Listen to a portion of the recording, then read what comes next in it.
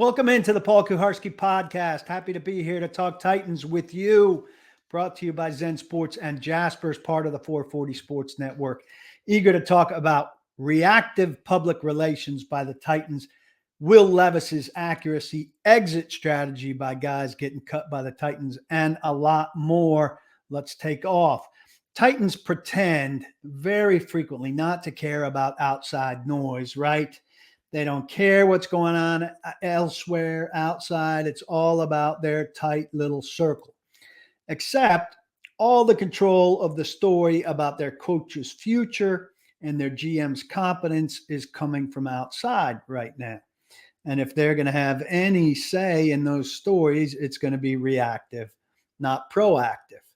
And so rather than taking the high road and ignoring these stories, this noise, which is what they'd have you believe is their high-minded strategy and how they operate, they've been answering it. After a miserable, hopeless loss down in Jacksonville a couple of weeks ago, which dropped the Titans to 3-7 and showed this monster gap between the Titans and the Jaguars, I felt I had no choice but to ask Mike Vrabel if he felt like his job was in jeopardy. They were so bad that day, and there was so much space between them and the Jags.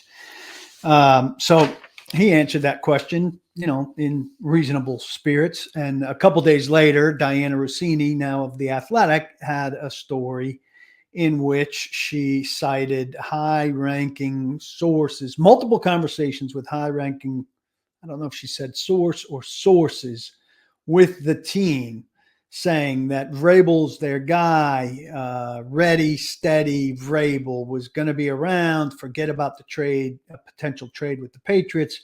Forget about him being fired. He's their long-term guy.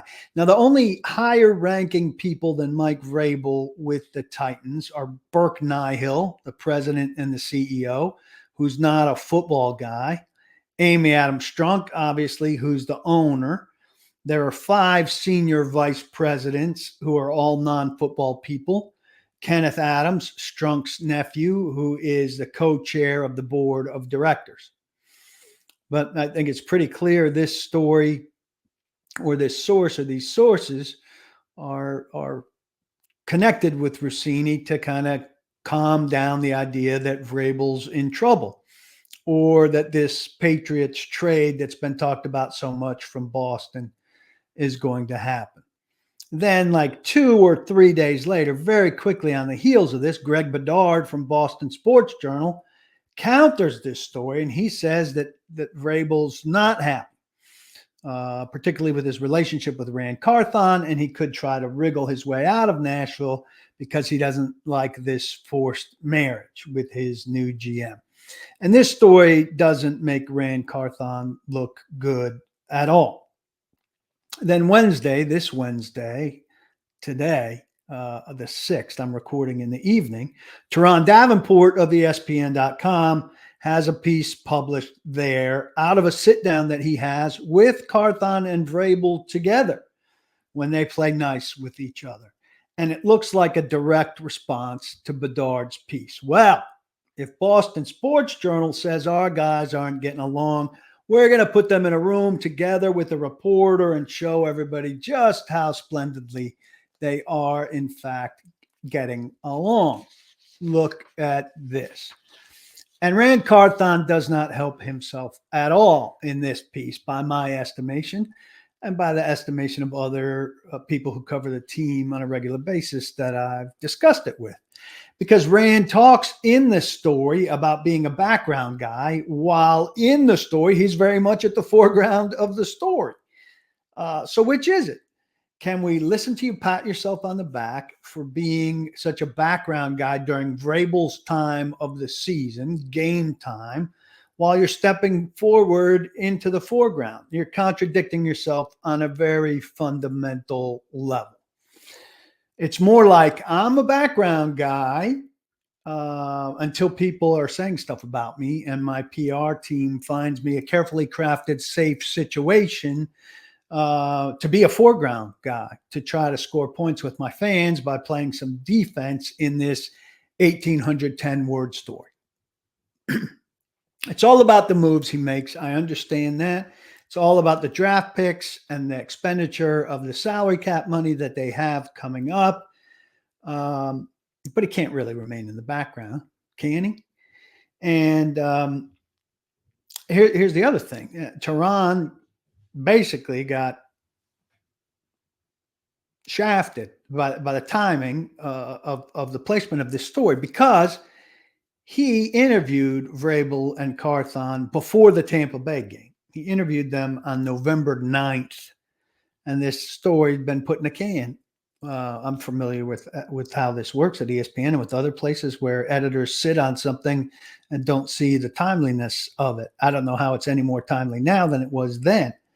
So ESPN.com did him a real disservice with the timing of the publication, did the Titans a real disservice with the timing of publication. Because what it looks like to the majority of the fan base and the readers, it is to the majority of the fan base and the readers. And what it looks like is a response to Bedard's story. Oh, you say this, well, we say this. Even though the actual timing of the reporting of the story was not, in fact, the case. So then, on the day of publication, in response to Tehran's story, Buck Rising said on his show on 104.5 The Zone that he's heard from more than one person in the Titans building that the way some of Carthon's work was portrayed is not accurate and that they have questions about him. So we've heard external questions from Bedard, which I've heard similar things, and now internal questions via Rising. And Carthon stepped forward to show off his great collaboration with Vrabel, but it was before this stuff came up, and he wasn't asked directly about the things we'd most like to hear from him, how his role in Andre Dillard as the left tackle, what his thinking was there, what his role was in the trade of Kevin Byard was. I don't care whose season he thinks it is, his or Vrabel's to whatever, but if you're going to come forward to talk, at least talk about some of the things that people want to hear you talk about, not how wonderfully you're collaborating with Mike Vrabel in a 4-8 season that's fairly judged by anyone who had any knowledge of the team from start to up till now. That has been a disaster. So now there's a bit of a cloud, in my estimation, hanging over Carthon, and it's partly self-created. He's picking and choosing his spots to speak so carefully. Either be a background guy or don't be a background guy. You know how the Titans could have prevented this whole thing from being a big, extended story and a messy conversation topic? By behaving like normal people, right? If Vrabel makes one solid crack at the podium on a light mood day, and there are some of those still, about the idea of the Patriots trading for him at an opportune moment, then every time that story is referenced the rest of the way, that crack would be referenced along with it, and it'll help quash it a little bit. But that's not as important. Carthon is more visible as a GM. You know, you just see him around a little bit at the beginning of practice, at the end of practice. He takes an occasional question, which it seemed like he would be doing during training camp before he became relatively invisible. And if we saw him just kind of, doing the in and outs of his job, talking to Vrabel, and I'm sure he's talking to Vrabel on a regular basis, but he's not, coming at the beginning of practice or leaving at the end of practice when we might see him, which is a small thing, but a visibility thing, then we don't have to have created stories about collaboration. We see something, and there's some optics there that help. That'd be more significant than creating a sit-down situation. National readers of that piece today about the Titans' grand collaboration of 4-8 team are doing what? Who possibly cares how a team that would be drafting 7th is collaborating right now? And aren't Carthon and Vrabel past this phase where Carthon has to learn Vrabel? It's a significant section of this story about how he's still learning his coach. They've played 12 games. He's been here almost 11 months. How much of the learning phase are we still in? Have you gotten to phase 2 yet, Rand? What's the slow play here? Trust me, Titans PR isn't thinking they've made any kind of gaffe here. They never think they've made a mistake. They always think that they've made the right play, or they certainly have never revealed any sort of error to anybody in the media. Again, Carthon said, I'm quoting the story, not Carthon. This time of year is about the coaches and the players, which is why he stayed in the background after the Buyer trade. Obviously, he didn't want to take any of the heat for that trade either. Trading away one of the most popular players of the entire era in franchise history. This time of year is about the players and the coaches, except for this long 1,800-word story that I'm going to participate in that's mostly about me and my head coach. And except for this story I talked to the Atlanta Journal-Constitution about me and one of my assistant GMs when we were scouts there, that has nothing to do really with the Titans. It's really about me. And it's behind the Atlanta Journal-Constitution's paywall, so Titans fans can't even read it. So that's really serving the team that I'm on now. It's great that Rand Carthon's first draft looks good so far, though we have no idea how much was Rand Carthon and how much was Mike Vrabel.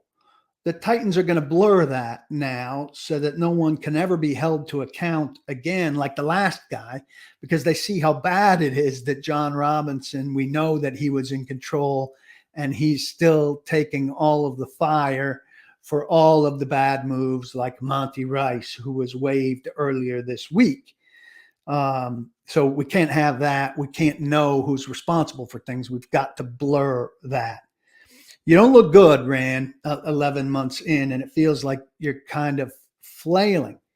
You do fine with the continued roster building, even if it's Vrabel who's doing a lot of it. But and that'll be great. But there's more to the job than that. That's the most important piece, sure, and keep that up. But if you're a background guy, be a background guy, and that indicates that you're going to be a background guy during Vrabel's part of the season. So how much can we expect to hear from you during your part of the season? Are we just going to hear from you in a postseason thing, at the Senior Bowl, at the Combine, at the owners' meetings, or are you going to have a presence beyond that? If you're picking safe spots to talk, you look scared when there should be absolutely nothing to be scared of yet. Unless maybe you've got something to be scared of.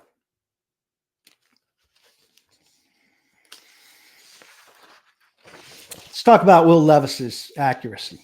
When they drafted him, I had the same concerns a lot of people had about Will Levis, and it was about his accuracy and his decision-making.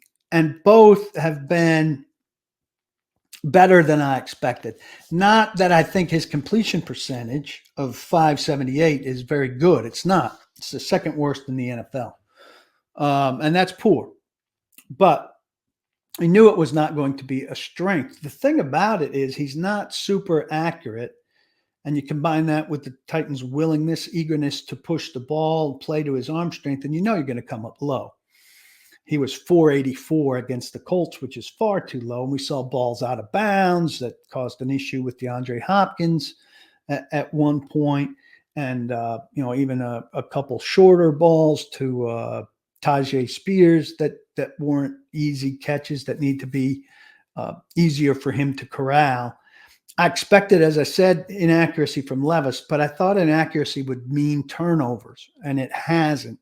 And that, I think, is a real silver lining here. As he sorts out how to throw the ball on target more often, he's not giving the ball away by being inaccurate. And I think that's significant. He's thrown only 2 interceptions, and he's got a 1.1 interception percentage. That's 2 picks in 185 attempts. That's not a ton of attempts, obviously, but that's the best rate in the NFL. A tick ahead of CJ Stroud, who's at 1.2%, 5 picks and 418 attempts. And a tick ahead of Kenny Pickett, also at 1.2%. That's 4 picks and 324 attempts. Here's Mike Vrabel on missing passes without turning the ball over. Football. I think that, we want to be as accurate and as efficient as possible.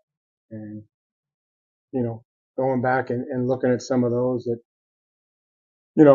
that we missed on, or just, giving guys a chance. And there's also a lot of really accurate, good throws. And, we have to help them out on protection and, being available and being in great spots. And then once in a while, you're going to have to make a good catch to help the quarterback. So it's a full body of work when you talk about, completion percentage. Doesn't seem like many, though, that have been nearly picked off. Is that a good sign? Getting in a little bit of your personal space, I feel like. Right there. So let somebody follow up on something. Yeah, certainly you want to keep it out of harm's way. We talked about it, Jackson, but there's been a couple where, we've got to be careful. But also, if you're going to miss, you got to miss where it's the receiver or nobody. I guess to your question. Terry McCormick, bad at allowing follow-up questions. I had to hold him off there if you're not watching but listening. Vrabel was referring to me like physically holding him off so I could get in a follow-up question. It makes no sense not to let a reporter ask a follow-up question if he's on something where it's a 2-question question, because then you got to circle back to it and it's awkward. Just let the 2 questions go. And Terry knows that, and I've continued to teach him after all of these years. So here's Will Levis on the same subject, this idea of being able to miss a pass, but not putting it at risk of being picked off, which is a whole much worse development, obviously. I think I've done a good job with it. I mean, just continuing to assess what I feel like is appropriate for the situation. I think that's one of the improvements I've made, just even going back to even in college, just how I'm seeing it, assessing the risk, and making the throw when I feel like it's necessary or applicable to the situation. So definitely areas to improve in there and how I'm seeing everything, but I just need to keep, doing a good job of protecting the football. On that, would you say like your inaccuracy has been on the good side of the spectrum in that you haven't put the ball in a lot of danger and interception? For sure. Yeah, I think I've been relatively pleased with how the ball's come out of my hand, and I think just that knee-jerk reaction on Sunday just felt like, just wasn't coming out as accurately, or wasn't putting it in the spots that I was wanting to as often as I wanted to, A lot of young guys throw a lot of picks early, right? That's kind of what you expect from a rookie quarterback first time through. You go back to Peyton Manning, what was it, 98? Prime example, 4.9% pick rate, 29 picks as a rookie. So I take the low pick percentage for Will Levis as a good sign. I put it right up there with the flashes of great throws we see splashed on Twitter out of every game that are the bright spots that people are saying, hey, look at these moments, these flashes. These are the reasons to believe in this guy as the future quarterback of this team. And I'd say right with that, put this where he's not throwing interceptions. Even if he's missing, even if sometimes he's missing badly in a way that's not being returned for 6 points, that's not causing a change of possession and a field flip and all of that stuff. God bless him. If he even on, some deep stuff that's generally riskier, bad things are not coming out of that. And I think that's a big development. I think that's an important development.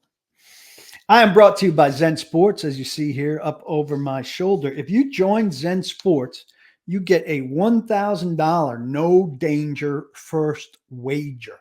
So if you feel great about a bet, you put down as much as $1,000 on anything with odds up to plus 500, and then rest easy. You make the bet, you watch yourself win, and if, God forbid, you don't win, within 24 hours, you get your $1,000 back. This is an amazing way to start an account with Zen. So go to Zen Sports, download their app. You can only use it in Tennessee right now. Use the code TNPaul to sign up. That lets them know you're connected to me. And as an extra bonus, if you're not a member of my site yet, you get a free year membership to paulkuharsky.com. So it's a double whammy. Really, really good deal at Zen Sports. Download the app and get to work. If you want to learn more about zensports.com, you could go to their website and download the app to start betting today. Gambling problem, call 1-800-889-9789. You must be 21 and over and in Tennessee to bet.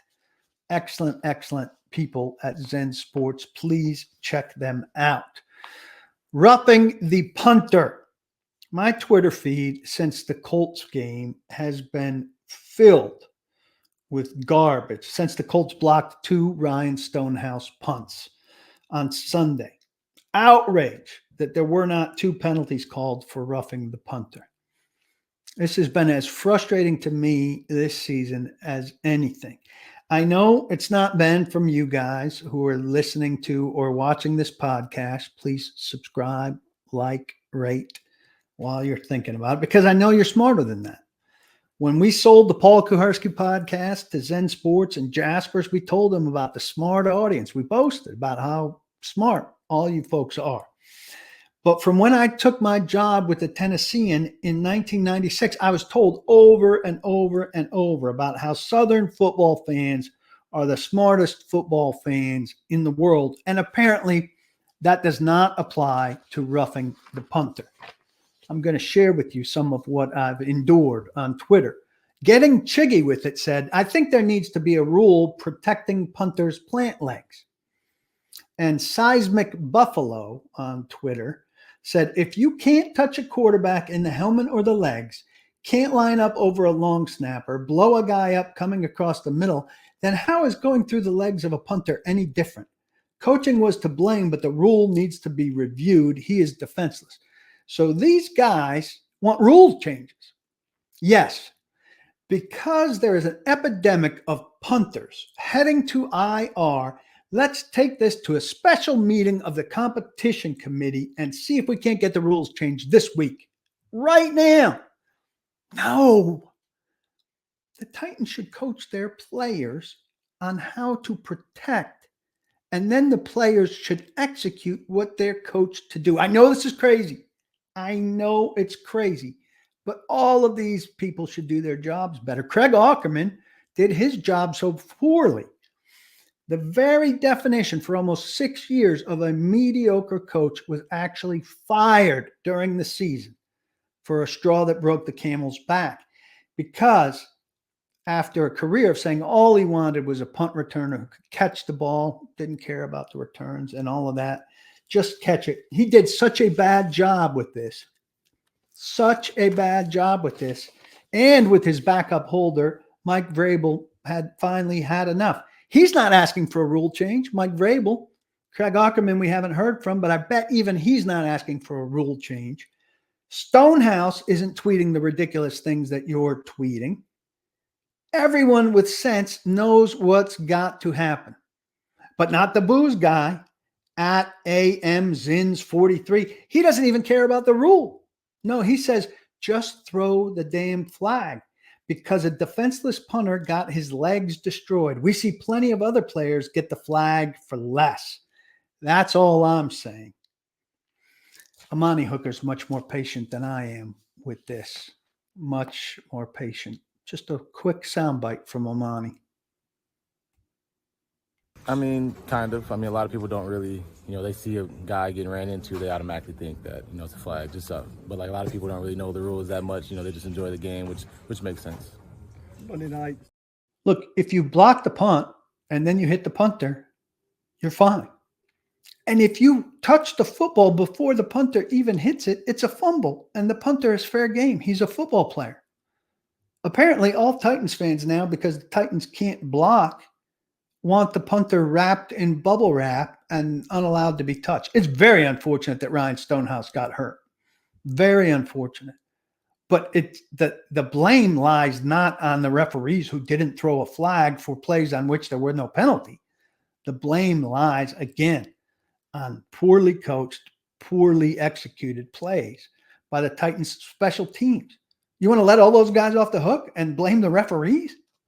Come on now. Let's grow up. Let's grow out of that. Let's be big boys about all of this. It's pitiful the way the Titans failed to execute these plays, and you want to pull out the rule book and a red pen. I'm also sponsored. The Titans, by the way, haven't blocked a punt since October 11th, 2011, when Tim Shaw did it. Tim Shaw. That's a long time. How about the Titans, get some vengeance for their special teams, for their fired special teams coach? I'm not saying go hurt the punter, but go block the punt from the other team. That'd be a way to respond. I'm also sponsored by Jaspers. They have a happy hour from 4 to 6, Monday to Friday, where you can have some of their frosty fabrications, and then you can order some of their Mexican street corn flatbread. Jasper is a great place to eat. It's at 1918 West End, which is between Midtown and downtown, depending on which direction you're coming. You could say it's between downtown and Midtown. It's a great spot to eat, have a business lunch, have a dinner date, take the family there.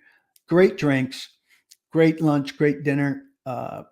Atmosphere is perfect for anything you need. Free games there. You can play Pop a Shot. You can play shuffleboard, a bunch of other stuff. A lot of fun. Free parking, so the price is right.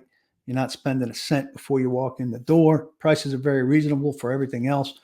Great menu, great drinks. Happy hour, as I said, from 4 to 6. Jasper's at 1918 West End. I can't recommend it highly enough. I'm due for a trip there. I bet you are too. Check them out. I want to talk about exit strategies. Jaleel Johnson and Monty Rice both cut recently. Jaleel Johnson already back. He had something bad to say about the team on Twitter when he was released, kind of bitching out the offense and saying it's not the defense's fault. Monty Rice said merely, "Thank God," which people took as a huge indictment of the Titans. And people looked back and found that Robert Woods said something, somebody else. Then they lumped in A.J. Brown, who used to say stuff and delete it within 2 seconds all the time. And he was angry over the way things went down when he got traded, obviously. And he said things since his new team and his old team went in vastly different directions since the trade, which is a Titans disaster. Johnson's a bottom of the roster guy. He's a body. And Rice is a third-round bust in his third season. Why people are putting stock into these guys' exit tweets that they quickly delete is beyond me.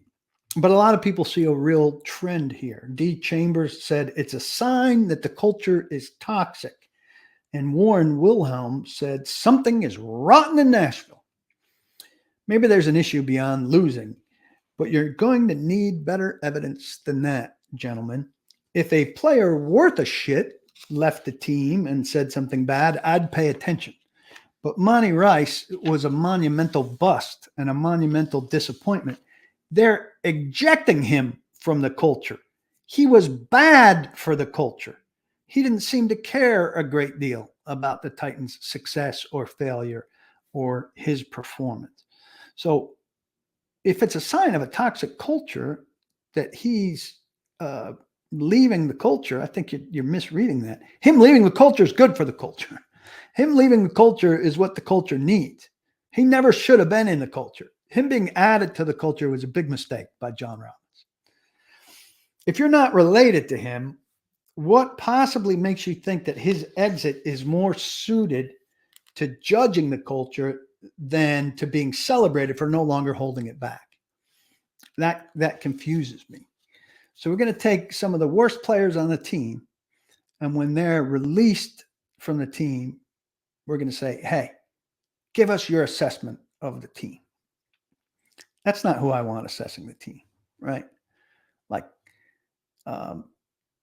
when a good guy retires, hey, assess the team for me. But Monty Rice, I mean, the biggest thing Monty Rice ever did on the Titans is sprinted 25 yards to celebrate a special teams tackle. That's the kind of player Monty Rice was. That's not the kind of guy I'm looking for. And all he said was, thank God. I mean, that's some massive indictment. Let's see what happens to Monty Rice from here. Monty Rice. I mean, I think the first stop's a psychologist. And I hope it helps him, frankly. But Titans didn't have people who get through to him. And I don't think anybody else is going to either. My thanks to Zen Sports and to Jaspers. Check them both out. Thank you for visiting with me. Please check out paulkuharsky.com. Mike Herndon with a great piece this week with 4 things that he's looking at and thinking about. Blake Bedingfield with the scouting preview coming Friday of the Monday night game against Miami. Don't block the box, and be sure, please, to lock your locks.